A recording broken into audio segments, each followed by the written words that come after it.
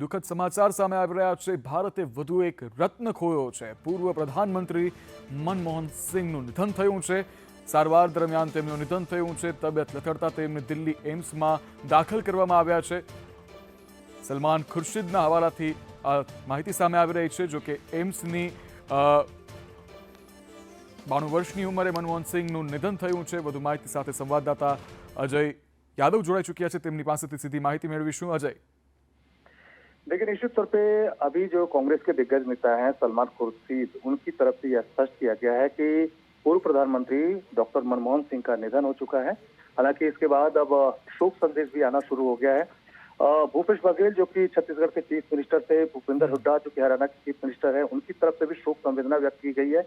और खास करके कांग्रेस की लीडरशिप की बात करें तो जब उनके निधन की खबर अभी नहीं आई थी, उससे पहले ही जो कांग्रेस की लीडरशिप खास करके कर्नाटक में कांग्रेस वर्किंग कमेटी की विस्तारित बैठक हो रही थी। कल वहां पे रैली होने वाली थी, जिसमें न सिर्फ राहुल गांधी, मल्लिकार्जुन खड़गे, बल्कि सोनिया गांधी को भी जाना था, लेकिन उनकी भी तबीयत खराब थी, वो दिल्ली में ही रह गए। वो सारे लीडर जो कल कांग्रेस कर्नाटक की रैली में भाग लेने वाले थे, वो सारे लोग लौट रहे हैं। रैली को रद्द कर दिया गया है, यानी कांग्रेस की लीडरशिप को पहले ही इन्फॉर्मेशन पहुंच गई थी। लेकिन एम्स की तरफ से अभी कोई बुलेटिन जारी नहीं किया गया है। लेकिन बताया जा रहा है कि मल्टी ऑर्गन फेल्योर की वजह से उनका ये निधन हुआ है। हालांकि वो लंबे समय से बीमार चल रहे थे। खास करके डॉक्टर मनमोहन सिंह के अगर बारे में बात करें तो 2 टर्म वो भारत के प्रधानमंत्री रह चुके हैं, 2004 से 2009 और 2009 से 2014।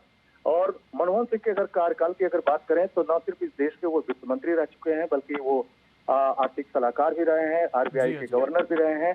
और भारत में जो आर्थिक सुधार की प्रक्रिया शुरू हुई, उसके सबसे बड़े वाहक जो है मनमोहन सिंह माने जाते हैं। और खास करके जब प्रधानमंत्री जब वो थे तो उनके कार्यकाल को भी काफी महत्वपूर्ण माना जाता है। इस देश में राइट टू एजुकेशन से लेकर के राइट टू इंफॉर्मेशन की जो प्रक्रिया है वो मनमोहन सिंह के कार्यकाल में ही शुरू की गई थी। यहाँ तक कि जो फूड सिक्योरिटी बिल है पूरे देश में जो इम्प्लीमेंट करना था, उसको भी डॉक्टर मनमोहन सिंह ने ही एक तरह से पूरा किया हुआ था। न्यूक्लियर डील जो काफी अहम मानी जाती है कि पूरी दुनिया भर के विरोध के बावजूद मनमोहन सिंह ने जो न्यूक्लियर डील थी वो एक तरह से की थी। हालांकि उनके साथ की जो सहयोगी पार्टियां थी इसके विरोध में उतरी थी, लेकिन मनमोहन सिंह माने नहीं। और एक तरह से कह सकते हैं कि मनमोहन सिंह का पूरा कार्यकाल काफी पीसफुल रहा, बिना विवाद के रहे और काफी शांतिपूर्ण वो व्यक्ति माने जाते थे, काफी सफल प्रधानमंत्री माने जाते थे। लेकिन आज उनका जो है निधन हो चुका है। और मौजूदा हालत की बात करें तो अभी प्रियंका गांधी जो कि कांग्रेस की दिग्गज लीडर है, गांधी घराने की है, वो वहां पे मौजूद हैं। प्रियंका और मनमोहन सिंह की जो बेटी है वो भी वहां पे मौजूद है। लेकिन जब ये खबर मिली है तो जो कांग्रेस की लीडरशिप सहित जो सत्ता पक्ष है, विपक्षी पार्टी, सभी के जो लीडर हैं वो एम्स की तरफ रुख कर दिए हैं और थोड़े समय बाद ही वो एम्स पहुंचना शुरू हो जाएंगे। तो माना जा रहा है कि न सिर्फ भारतीय जनता पार्टी की बल्कि केंद्रीय लीडरशिप, विपक्षी पार्टियां, सभी लोग कहीं न कहीं एम्स में पहुंचेंगे। और धीरे धीरे जो एम्स की सिक्योरिटी की अगर बात करें तो पहले से ही ये इन्फॉर्मेशन वहां पे पहुंच चुकी है। सुरक्षा व्यवस्था वहां पे फिलहाल मुस्तैद की जा रही है, क्योंकि माना जा रहा है कि प्रधानमंत्री से लेकर के जो दिग्गज लीडरशिप है वो भी वहां पे पहुंच सकती है। तो फिलहाल काफी शोक भरी ये खबर देश के लिए है कि देश के एक ऐसे प्रधानमंत्री जो बहुत कम विवादों में फंसे, पीसफुल तरीके से अपना काम करते थे, बहुत कम बोलते थे लेकिन ज्यादा से ज्यादा काम करते थे, आज वही मनमोहन सिंह अब इस दुनिया में नहीं रहे। 92 साल उनकी उम्र थी और काफी सफल उनका कार्यकाल रहा। जी अजय, ગરીબીમાં પંજાબની ગલીઓમાંથી રમતા ભારતના પ્રધાનમંત્રી પદ સુધી પહોંચેલા મનમોહન સિંહનું નિધન થયું છે। હાલ સૌ કોઈને આ સમાચારે ચોંકાવી દીધા છે। પૂર્વ પ્રધાનમંત્રી મનમોહન સિંહનું નિધન થયું છે। 92 વર્ષની વયે દિલ્હીની એમ્સ ખાતે તેઓએ અંતિમ શ્વાસ લીધા છે। ત્યારે દેશના નાણાં મંત્રાલયમાં પણ તેઓએ મહત્વની ભૂમિકા ભજવી હતી। ત્યારે બે ટર્મ સુધી તેઓ દેશના વડાપ્રધાન તરીકે તેઓએ कार्यभार संभाळ्यो હતો। ત્યારે શ્વાસની તકલીફ અને સાથે જ બીજી અન્ય તકલીફોના કારણે તેઓને ઇમરજન્સીમાં એમ્સ ખાતે ખસેડવામાં આવ્યા હતા। ત્યારબાદ હાલ સમાચાર સામે આવી રહ્યા છે કે મનમોહન સિંહે અંતિમ શ્વાસ લીધા છે। ત્યારે ભારતે વધુ એક રત્ન ગુમાવ્યો છે।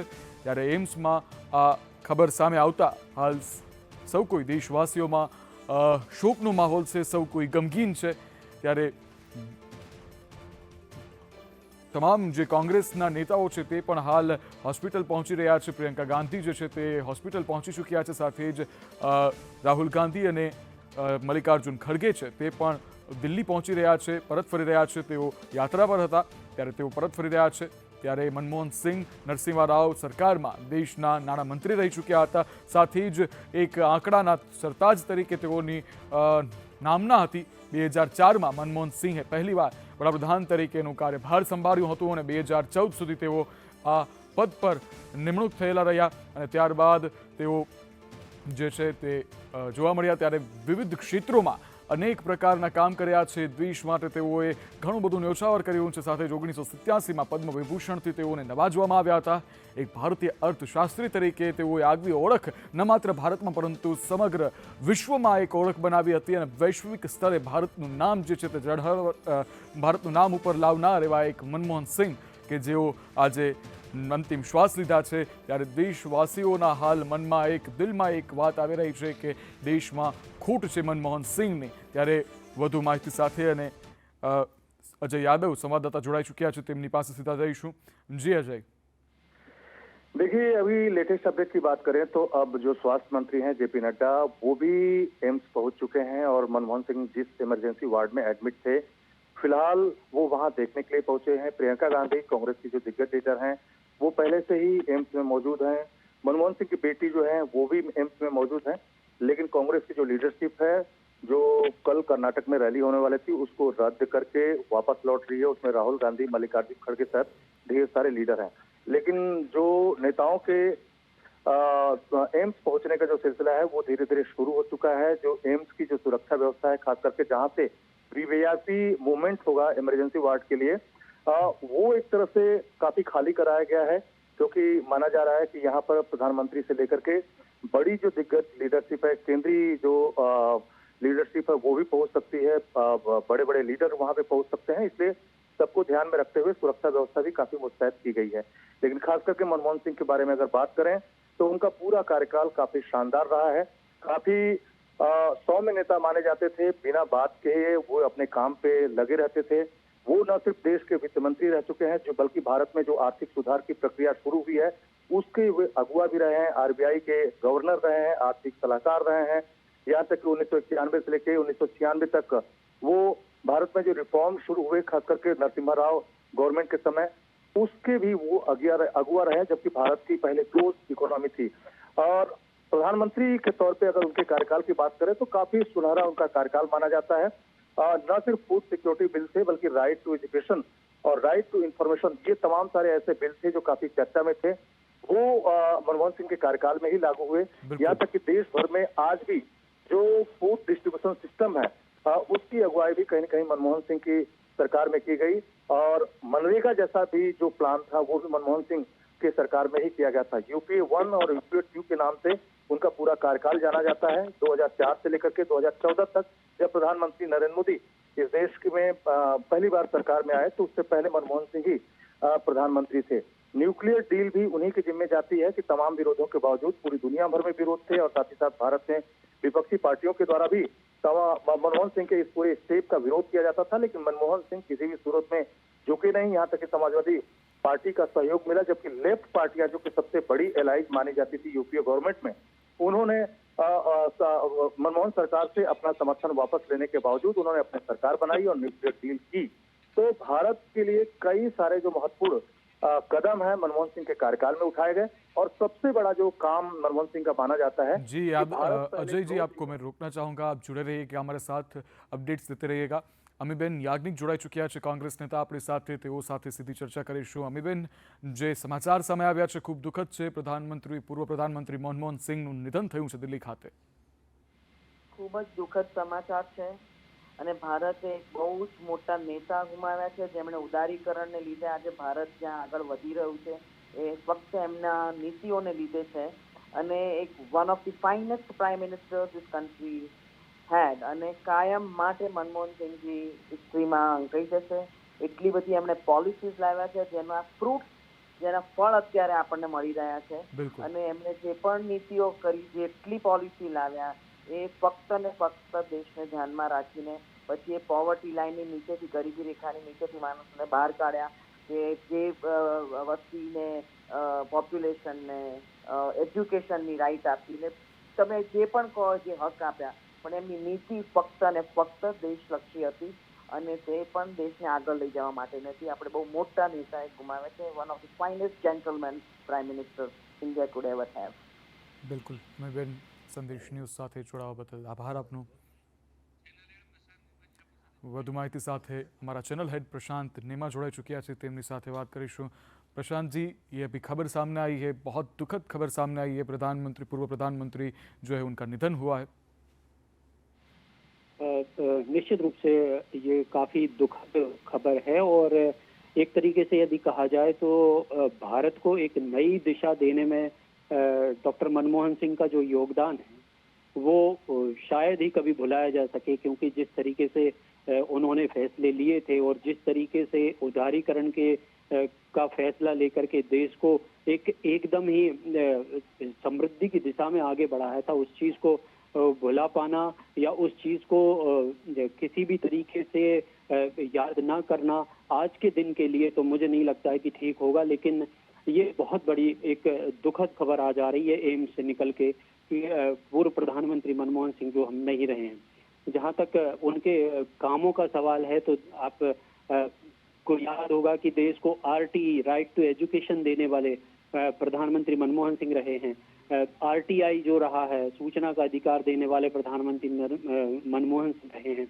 और 2008 का दौर तो शायद ही कोई भूल सके, जब पूरी दुनिया जिस तरीके से मंदी के माहौल में जी रही थी. लेकिन उस दौर में उनकी नीतियों ने जिस तरीके से देश को स्थिरता के तौर पर रखा और शायद ही भारत में उसका उस मंदी का थोड़ा सा भी असर पड़ा हो, तो एक 10 साल तक प्रधानमंत्री के तौर पर उन्होंने उनका जो कार्यकाल रहा है वो निश्चित रूप से एक देश को एक दिशा देने वाला रहा है. और उनको रिफॉर्म्स का प्रधानमंत्री, सुधारों का प्रधानमंत्री और देश को एक नई दिशा देने वाले प्रधानमंत्री के तौर पे जाना जाता है.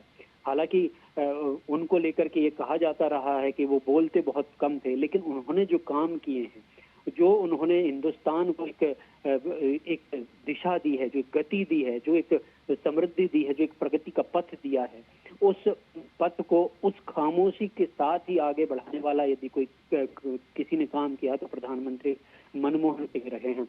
92 साल की उम्र में उनका निधन हुआ है. 1932 में उनका जन्म हुआ था और आज 2024 में उनका निधन हुआ है. आप 1970वें दशक से, जो 70 का दशक था, उस समय से वो लगातार अपनी सेवाएं देश को देते रहे. 1991 में राज्यसभा में जब वो गए और उसके बाद उनका जो पहला फैसला था उदारीकरण का, उस उदारीकरण के फैसले ने हिंदुस्तान को पूरी दुनिया में एक अलग ही तरीके से खड़ा कर दिया था. और वही उदारीकरण का दौर है आज हम जो हिंदुस्तान को देख रहे हैं कि किस तरीके से आज हम ये कह सकते हैं कि भारत जो है वो दुनिया में टॉप 5 देशों के बीच में खड़ा हुआ है. तो एक जो विजन था, जो उनके रिफॉर्म्स थे, उनकी बातों में कम, उनके काम में ज्यादा झलकते थे उत्सव. जी प्रशांत जी, आभार. तो समाचार જે સામે આવી રહ્યા છે ત્યારે મનમોહન સિંઘે અંતિમ શ્વાસ લીધા છે. કોંગ્રેસના નેતા જગદીશ ઠાકોર આપણી સાથે જોડાઈ ચૂક્યા છે. જગદીશજી, આરટીઆઈ, આરટીઈ તમામ વસ્તુઓ જે છે જે દેશને આપનાર નેતા પ્રધાનમંત્રી જે હવે નથી રહ્યા, શું કહેશો? આપણી વચ્ચેથી ડોક્ટર મનમોહન સિંહજીએ વિદાય લીધી છે. એક વિશ્વ વિભૂતિ વ્યક્તિત્વ. 10 વર્ષના શાસનમાં એક ટર્મ તો અમે સાથે રહ્યા છીએ લોકસભામાં. એમની દૂરંદેશી, એમની શાલીનતા, એમના સરળ સ્વભાવ, ગમે તે મેમ્બર ઓફ પાર્લામેન્ટ ગમે ત્યારે જઈને એમને મળી શકે એવો એમનો નિખાલસ ભાવ. સમગ્ર વિશ્વની અંદર મંદીનો માહોલ હતો અને વિશ્વની મોટી બેંકો બંધ થઈ રહી હતી. એ સમયમાં આ દેશના અર્થતંત્રને જીવતું રાખ્યું અને આ દેશના અર્થતંત્રને સાચવ્યા પછી આખા વિશ્વએ ડોક્ટર મનમોહન સિંહ સાહેબ પાસે સલાહ સૂચનો લીધા કે અત્યારે આ જે પરિસ્થિતિ વિશ્વની થઈ રહી છે એમાં અમારે દેશને કઈ રીતે બચાવવો. જે કાયદાઓ એમના સમયમાં ઘડાયા એ કાયદાઓ લોકાભિમુખ કાયદાઓ હતા, લોકો માટેના કાયદાઓ હતા, બંધારણે આપેલા એના રાઈટ માટેના કાયદા હતા. એવા વિશ્વ વિભૂતિ વ્યક્તિ જ્યારે પણ વિદેશની ટૂરમાં હોય, દુનિયાના મોટા સંમેલનોમાં જતા હોય, ત્યારે એક આગવું માન સન્માન વિશ્વમાં જેને મળતું હતું, એ નેતા આજે આપણી વચ્ચે નથી રહ્યા. ખૂબ દુઃખની લાગણી થાય છે. જવલ્લે જ આવા માણસો પૃથ્વી ઉપર આવતા હોય છે અને જ્યારે જતા હોય છે ત્યારે ખૂબ મોટી ખોટ ચાલે છે. જી બિલકુલ, સંદેશ ન્યૂઝ સાથે જોડાવા બદલ આપનો આભાર. ત્યારે મનમોહન સિંહ જે રાજકીય સફર 1990ના દાયકાની શરૂઆતમાં જેઓની થઈ, તત્કાલીન પ્રધાનમંત્રી નરસિંહ રાવની સરકારમાં તેઓ નાણામંત્રી પણ રહી ચૂક્યા. તેમણે ભારતીય અર્થવ્યવસ્થા માટે ઘણું બધું કર્યું, ઉદાર બનાવવામાં મહત્વની ભૂમિકાઓ નિભાવી, એવા સુધાર લાગુ કર્યા કે જેને ખાનગી ઉદ્યોગોને પ્રોત્સાહન આપ્યું. ત્યારે હાલ ભારતમાં અનેક એવી નીતિઓ ઘડી તેઓએ કે જે હજુ પણ ભારતની જનતા જે છે તેને ભોગવતું આવી રહ્યું છે. આરટીઆઈ કહી લો કે પછી RTE, right to information, right to education, તમામ મહત્વની નીતિઓ ઘડી કે જે નહીં આજે એક બાળકથી લઈ એક વૃદ્ધ સુધી તમામ લોકો તેનાથી માહિતગાર છે. ત્યારે સૌ કોઈ હાલ દેશવાસીઓ એક તેમના દિલમાં એક દુઃખ રહી રહ્યું છે. ત્યારે હાલ પૂર્વ પ્રધાનમંત્રીના નિધનથી સૌ કોઈ શોકમાં છે, કારણ કે અંતિમ શ્વાસ લીધા છે પ્રધાનમંત્રીએ. ત્યારે 9:51 તેઓએ અંતિમ શ્વાસ લીધા અને આ જે ઘટના બની છે તેઓના અંતિમ શ્વાસ છે તેને લઈ અને લોકો ખૂબ દુઃખદ છે. પૂર્વ પ્રધાનમંત્રી મનમોહન સિંહ જે છે તે અલવિદા કહીને આપણાથી દૂર ગયા છે. ત્યારે પીએમ મોદીએ મનમોહન સિંહના નિધન પર હવે દુઃખ વ્યક્ત કર્યું છે. પીએમ મોદીએ મનમોહન સિંહના નિધન પર દુઃખ વ્યક્ત કરતા ટ્વીટ પણ કર્યું છે. ત્યારે મનમોહન સિંહે દિલ્હીની એમ્સ ખાતે અંતિમ શ્વાસ લીધા. પ્રધાનમંત્રી નરેન્દ્ર મોદીએ પૂર્વ પ્રધાનમંત્રી એટલે કે મનમોહન સિંહના નિધનને લઈને દુઃખ વ્યક્ત કર્યું છે. 2004થી લઈને 2014 સુધી મનમોહન સિંહ દેશના પ્રધાનમંત્રી રહી ચૂક્યા છે અને અર્થવ્યવસ્થામાં તેમનું એક ખૂબ મોટું નામ છે.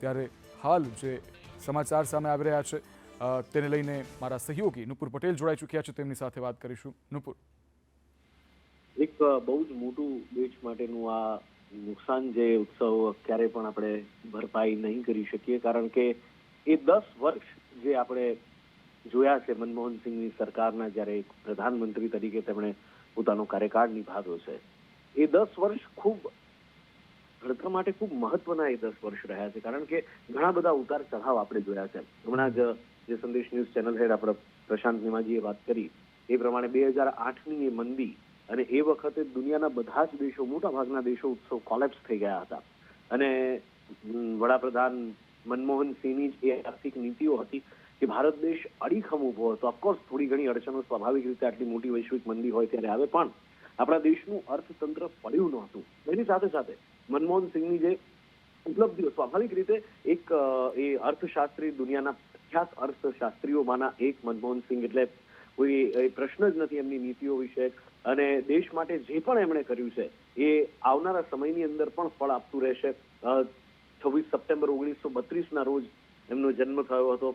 સ્વાભાવિક રીતે 1932 એટલે અવિભાજિત ભારત અને એમાં પંજાબ પ્રાંતમાં એક સામાન્ય ઘરમાંથી, એક સામાન્ય પૃષ્ઠભૂમિમાંથી તેઓ આવતા હતા. કદાચ ક્યારેય તેમણે વિચાર્યું નહીં હોય કે રાજકારણમાં જશે, પણ જીવનમાં એમણે શિક્ષણ, અર્થશાસ્ત્ર, રાજકારણમાં અસાધારણ સિદ્ધિઓ હાંસલ કરી છે. 1948માં પંજાબ યુનિવર્સિટીમાંથી મેટ્રિકની પરીક્ષા એમણે પાસ કરી. 1957માં કેમ્બ્રિજ યુનિવર્સિટી યુકે તેઓ ગયા અને અર્થશાસ્ત્રમાં ઉત્સવ ફર્સ્ટ ક્લાસ.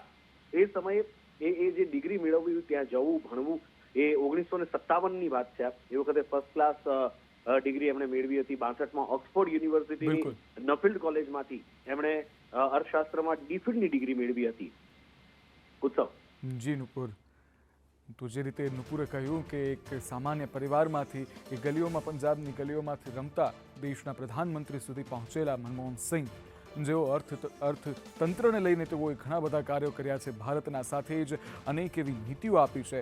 દેશ વિદેશમાં તેઓએ ભારતનું તો નામ રોશન કર્યું જ છે, સાથે તેઓની નીતિઓ જે છે તે હજુ પણ અમર છે. સૌ કોઈ આજે પણ તેઓને યાદ કરી રહ્યું છે અને આવતા ભવિષ્યમાં પણ મનમોહન સિંહને સદાય યાદ રાખશે. ત્યારે તેઓના નિધનને લઈને તમામ દેશવાસીઓ શોકમાં જોવા મળી રહ્યા છે. ત્યારે શ્વાસની તકલીફ અને તેઓ શારીરિક રીતે પીડાઈ રહ્યા હતા, જેને લઈને તેઓને એમ્સ ખાતે સારવાર માટે ખસેડવામાં આવ્યા હતા. ત્યારે 9:51 તેઓએ એમ્સમાં, દિલ્હીમાં અંતિમ શ્વાસ લીધા છે. ત્યારે 1982થી 1985 દરમિયાન તેઓ ભારતીય રિઝર્વ બેંકના ગવર્નર રહી ચૂક્યા છે.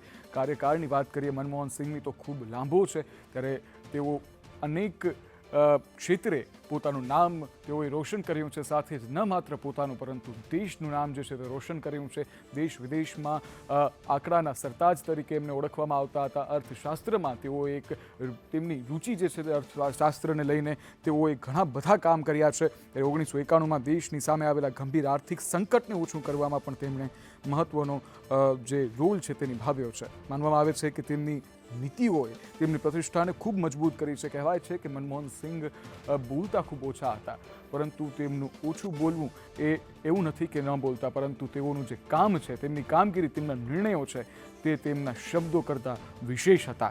ત્યારે અર્થવ્યવસ્થાને ઉદાર બનાવવામાં તેઓની એક મહત્વની ભૂમિકા રહી છે. દેશવાસીઓ હાલ તેઓને અલવિદા કહી રહ્યા છે. ત્યારે અજય યાદવ ફરી એક વખત જોડાઈ ગયા છે. તેમની પાસે સીધા જઈશું. અજય, देखिए, नेताओं के आने का जो सिलसिला है वो शुरू हो चुका है. स्पेशली जेपी नड्डा जो है, जो कि भारत के स्वास्थ्य मंत्री है, वो वहां पे पहुंच चुके हैं और प्रियंका गांधी और मनमोहन सिंह की बेटी पहले से ही वहां पे मौजूद है.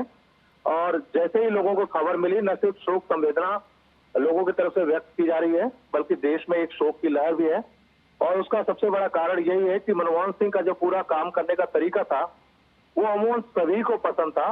चुप्पी थी उनके चेहरे पे, लेकिन काम के प्रति काफी एग्रेसिव वो दिखाई देते थे. और भारत में कई सारी ऐसी पॉलिसी है जो भारत के इकोनॉमिकल रिफॉर्म, सोशल रिफॉर्म में काफी महत्वपूर्ण भूमिका निभाती है.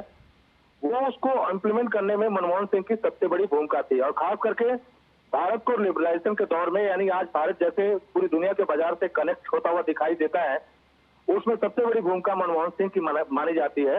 वो न सिर्फ भारत के बड़े अर्थशास्त्री थे, बल्कि भारत सरकार में आर्थिक सलाहकार भी थे, रिजर्व बैंक ऑफ इंडिया के गवर्नर भी थे. और भारत में जो आर्थिक सुधार खास करके नरसिम्हा राव गवर्नमेंट के समय में हुआ, वो आर्थिक सुधार के अगुवा माने जाते हैं. वित्त मंत्री रह चुके हैं, लेकिन प्रधानमंत्री रहते हुए उन्होंने जो कुछ भी काम किया वो भी आज भारत में जो लिबरलाइजेशन है उसका आधार माने जाते हैं. महत्वपूर्ण बात यह है कि भारत में कई ऐसी चीजें हैं जो आज की भी सरकारों में, इवन मोदी सरकार में भी इम्प्लीमेंट की गई है. जैसे राइट टू फूड का जो कॉन्सेप्ट है वो मनमोहन सिंह की सरकार में ही आया था. इसी तरह से राइट टू एजुकेशन, यानी 12वीं तक के बच्चों को जो शिक्षा है, मिड डे मील योजना है और मनरेगा जैसी जो योजनाएं हैं वो खुद मनमोहन सिंह की सरकार में लागू की गई थी.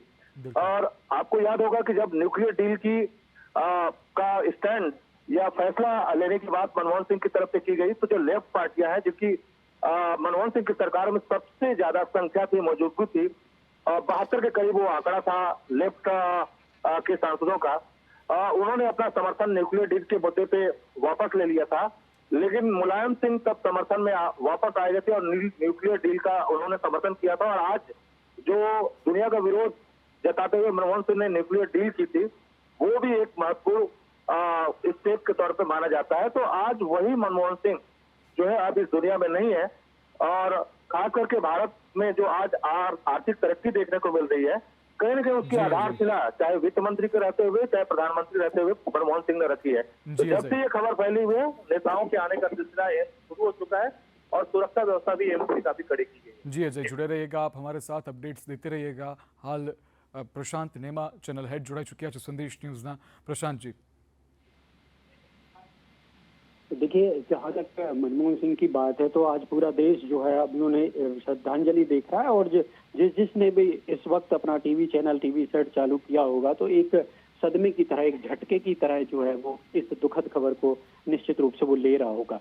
क्योंकि मनमोहन सिंह का जो व्यक्तित्व रहा है, उस एक प्रधानमंत्री के तौर पे उनके जो कार्यक्रम रहे, एक ब्यूरोक्रेट के के तौर पे उनके जो काम रहे और एक अधिकारी के तौर पे उन्होंने जो काम किए, वो सब तमाम कामों को हम अलग छोड़ दें. एक नेता के तौर पे भी यदि हम ऐसा कहते हैं कि जब वो राज्यसभा के सांसद बन के आए थे 1991, उन सब चीजों को अलग छोड़ दें और उनके व्यक्तित्व की यदि हम बात करते हैं तो वो जो उनका व्यक्तित्व था, वो सरलता, वो सौम्यता और वो शांत एक स्वभाव, जो हर तरीके के प्रहारों को झेलते हुए भी जो शांत रहने का जो उनका एक व्यक्तित्व था, जो अंदर से उनका व्यवहार था, वो दिल जीतने वाला रहा हमेशा।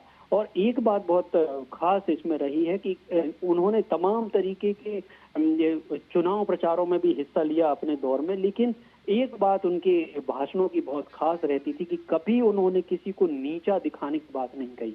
उन्होंने हमेशा यही बात कहते रहे वो कि जो हमने किया है, जो हम कर रहे हैं या जो हमको करना चाहिए, वो हिंदुस्तान की बढ़ोतरी के लिए होना चाहिए, हिंदुस्तान के को आगे बढ़ाने के लिए होना चाहिए।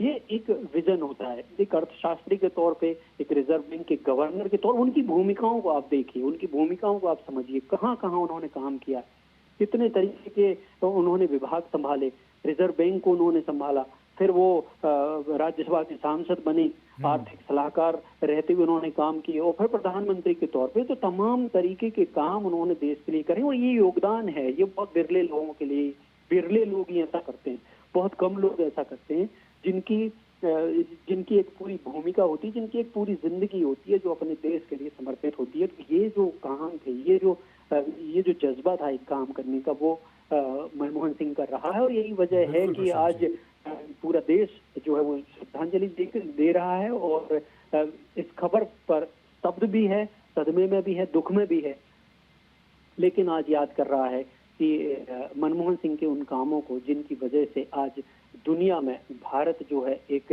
सीना तान कर खड़े होने वाला देश बन चुका है। तो ये एक बड़ी बात है। और जिस वक्त वो शांत रहा करते थे, बातें नहीं किया करते थे, उस समय तमाम तरीके के आरोप उनके ऊपर लगाए जाते थे, लेकिन एक सेंटेंस उन्होंने उस जमाने में कहा था कि जब भविष्य में मेरे बारे में बात की जाएगी तो लोग एक क्षमा के भाव से, सौम्यता के भाव से मुझे देखेंगे। इस तरीके का उनका एक सेंटेंस आया था, और वही बात आज जो है वो अक्षर सह सकते होती देख रही है कि जो जब भी उन पर, उनके इतिहास के बारे में जब उनका बात होगी, तो मनमोहन सिंह को जो है उन पर देश जो है वो उनको एक माफी के तौर पर देखेगा।